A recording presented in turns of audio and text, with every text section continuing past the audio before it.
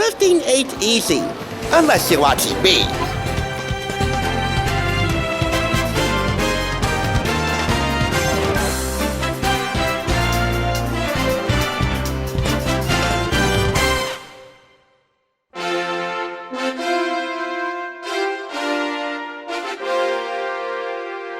Welcome! You're watching the Thrift Store Rundown, where we bring Hollywood home on a budget.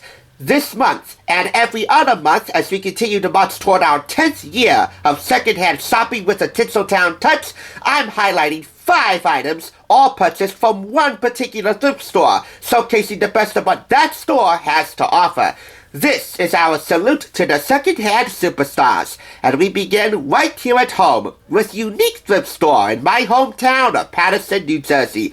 Not only is it the thrift store closest to me, really it's a simple walk down the street away, but it's also the largest thrift store in New Jersey that I've ever seen, with 3 levels of shopping. It's my place. Good days or bad days, it'll always be my place. So I figured now was a good time to tip my hat to them. Or in this case, tip my Stetson. As you might have recalled when we brought to you the official John Wayne Way to Barbecue Cookbook, my review of which will be linked downstairs, the Duke of the Silver Screen was also one of the OG Dukes of deli meats and hearty edibles on the grill. For the novice, that's an ad and an any reference. And he and his family proved so again with the official John Wayne Way to Grill, purchased for 99 cents, published by Media Lab Books. Great stories and 100 plus manly meals shared by Duke's family, son Ethan providing the foreword.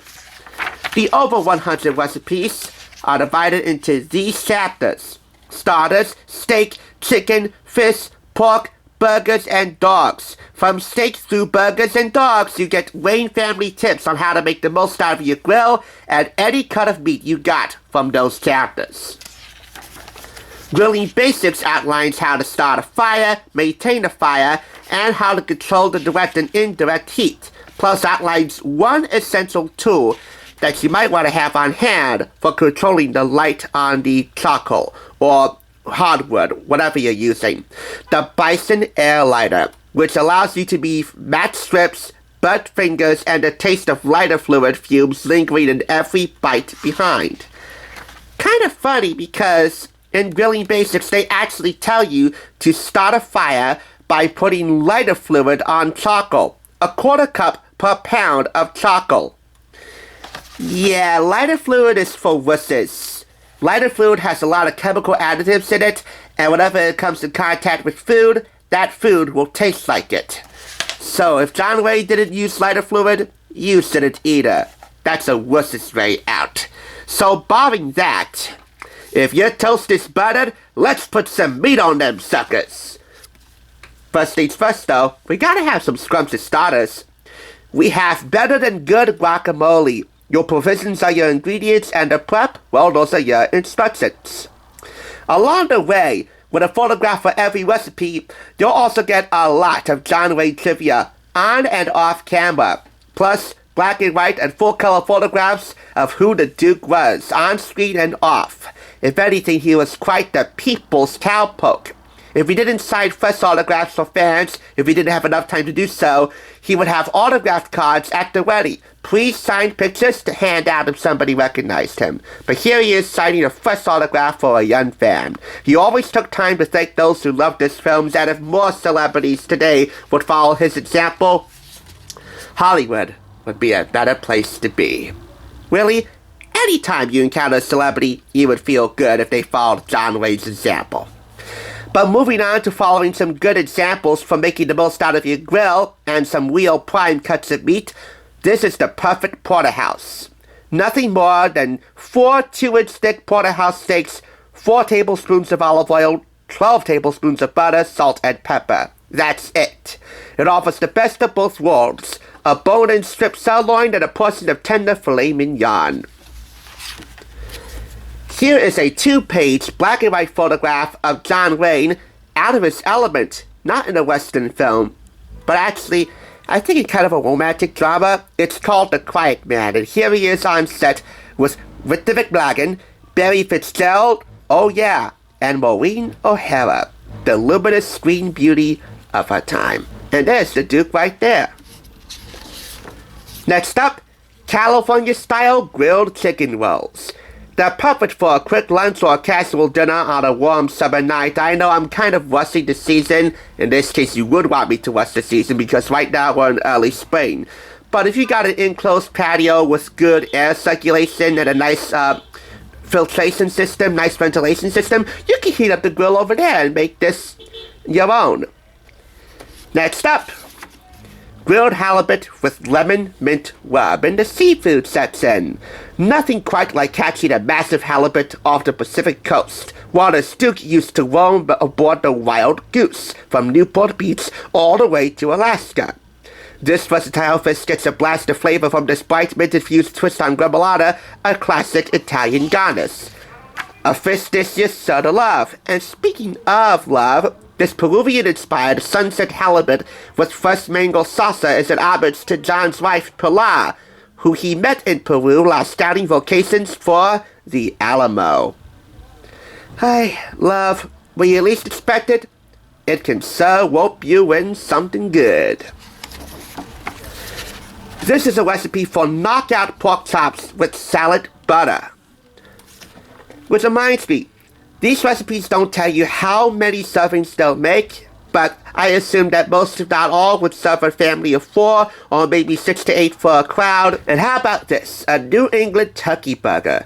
It reminds you of a feast of Thanksgiving, a holiday that I assume the Duke relished with all of his being. Caramelized onions simmered in a hoppy IPA-style beer and shaved Vermont cheddar add tang and richness to turkey meat, making these poultry-based burgers almost as flavorful as the real McCoy. The hoppy IPA called for in here is India Pale Ale, but I assume any hoppy IPA-style beer, preferably one within the New England coast, would work just fine.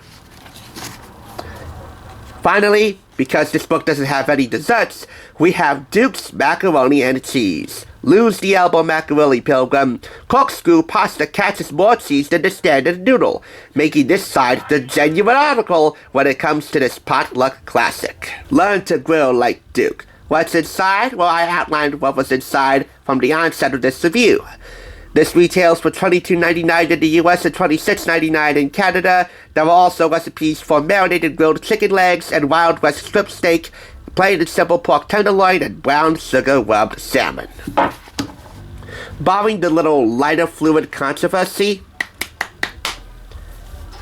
I'm proud to have lassoed this one up. 5 out of 5 claps. And once again, link below if you want to see my official John Wayne Way to Barbecue cookbook. And be sure to look out for the official John Wayne Family cookbook coming soon enough. In the meantime, Wolf, this show is no baloney. Although if you do use lighter fluid on the grill, it can be baloney. So forget that. Get genuine. Get the real McCoy. Get the official John Wayne Way to Grill. Your summertime and late springtime cookouts will be all the better for it, Pilgrims. Thanks for joining me. Here's what's on tap for Tuesday. Would you rather deal with this game or no deal with it at all? Hello guys, it's David Romero. I'm gonna be famous. Hello guys, it's me, David Romero. Welcome to episode 3 of David's Delicious Delicacies. In this episode, from scratch to finish, I'll be making my famous homemade chicken wrap. Simple and easy to make. Here we go. Now that's delicious.